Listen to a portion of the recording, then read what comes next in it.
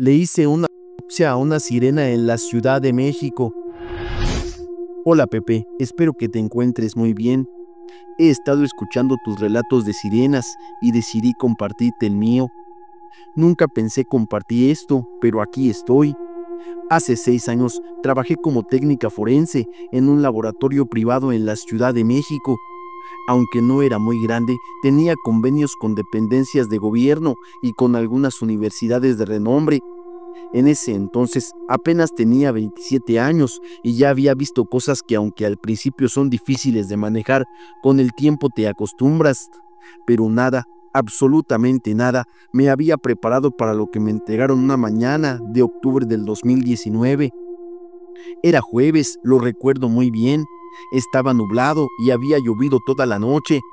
El laboratorio estaba cerca de la Jusco, al sur de la Ciudad de México, y cuando baja la neblina en esa zona, se siente como si estuvieras en otro país.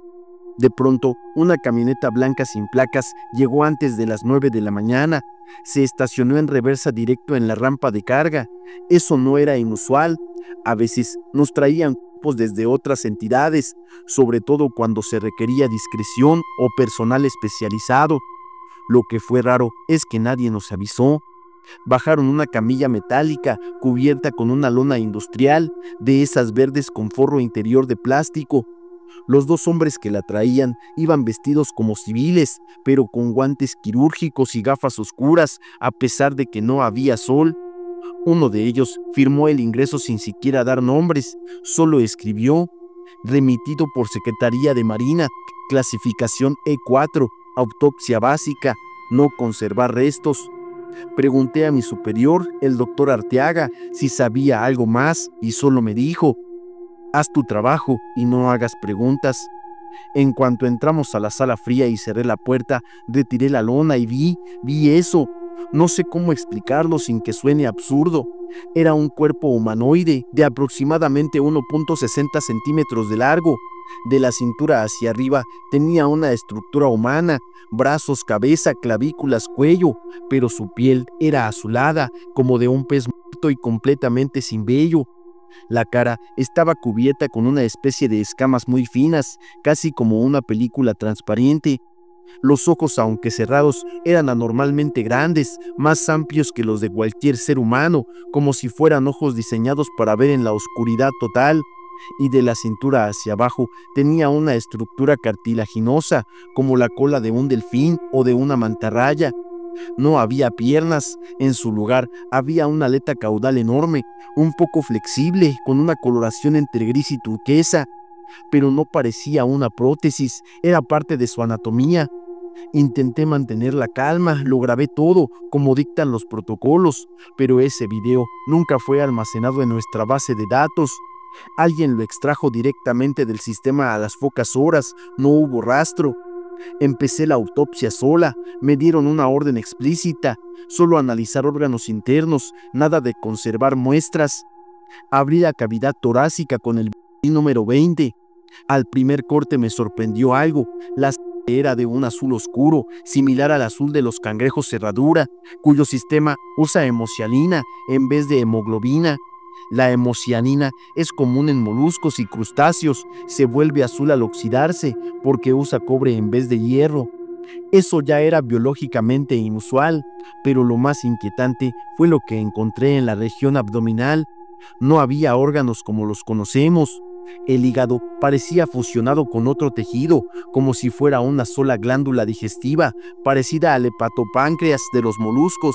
Los pulmones estaban atrofiados, casi inexistentes, como si no los usara del todo, y en su lugar encontré una estructura ramificada, parecida a branquias internas, conectada al sistema circulatorio.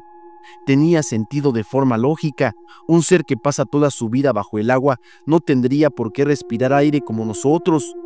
Cuando llegué a la pelvis, lo que vi me dejó helada. No tenía genitales externos, pero al explorar internamente encontré 2 estructuras claramente diferenciadas, una parecida a los atrofiados y otra más interna, como un útero rudimentario. Eran órganos vestigiales, probablemente no funcionales, quizá eran hermafroditas, como ciertos peces de aguas profundas que cambian de sexo según su entorno. Era como si alguien hubiera creado este ser tomando fragmentos de distintos organismos, humanos, peces, moluscos, pero todo era orgánico, natural, no era una quimera de laboratorio, aquello nació así. Terminada la autopsia, los mismos hombres regresaron por el cuerpo, lo metieron en una caja térmica sellada y se lo llevaron sin despedirse. Solo me dijeron: gracias, por tu bien y el de tu familia, olvida todo esto. Yo solo asentí con la cabeza en silencio, pero eso no se olvida. ¿Cómo se olvida algo así? Pasaron los años, me cambié de trabajo, me fui a vivir a Mérida buscando paz, me dediqué a la docencia y me alejé de todo eso. Pero en 2023, mientras escuchaba un podcast de relatos paranormales, uno como el tuyo, una chica contó algo idéntico a lo que viví. Ella también había recibido un cuerpo anómalo para una autopsia, también tenía sangre azul, también con órganos sexuales dobles. Lo describió con tantos detalles que me puse a llorar. No era una alucinación mía, alguien más también lo había visto. Y luego vino lo que me dio más miedo. El conductor del podcast comentó casi como broma que Estados Unidos lleva años invirtiendo cantidades absurdas en exploración oceánica, más que incluso en la exploración espacial, y es verdad. Desde 2015, el presupuesto de NOAA, Administración Nacional Oceánica y Atmosférica, ha crecido discretamente, especialmente en estudios de biología marina profunda en zonas abismales del Pacífico. Incluso tienen convenios con universidades mexicanas como la UNAM y la UABC para estudiar corrientes en el Golfo de California y en la fosa mesoamericana. Y yo me pregunté, ¿qué están buscando y qué encontraron ya?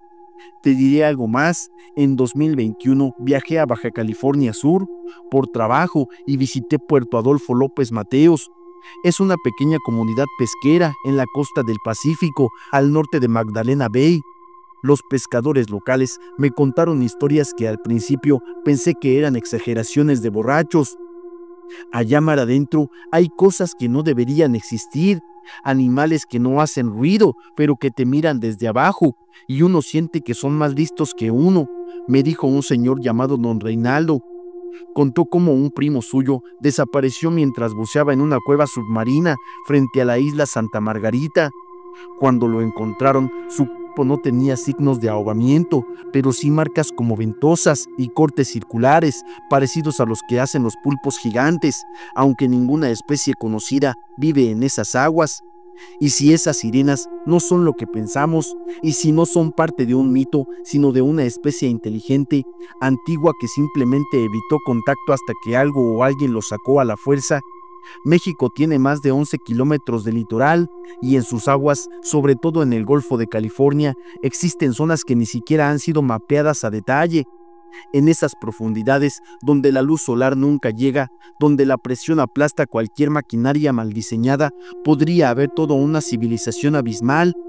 Biológicamente no es imposible. Se han descubierto especies como los poliquetos termófilos, que viven en temperaturas superiores a los 80 grados centígrados, junto a respiradores volcánicos, o el macropina, un pez con el cráneo transparente. Entonces, ¿por qué no algo más grande, más complejo?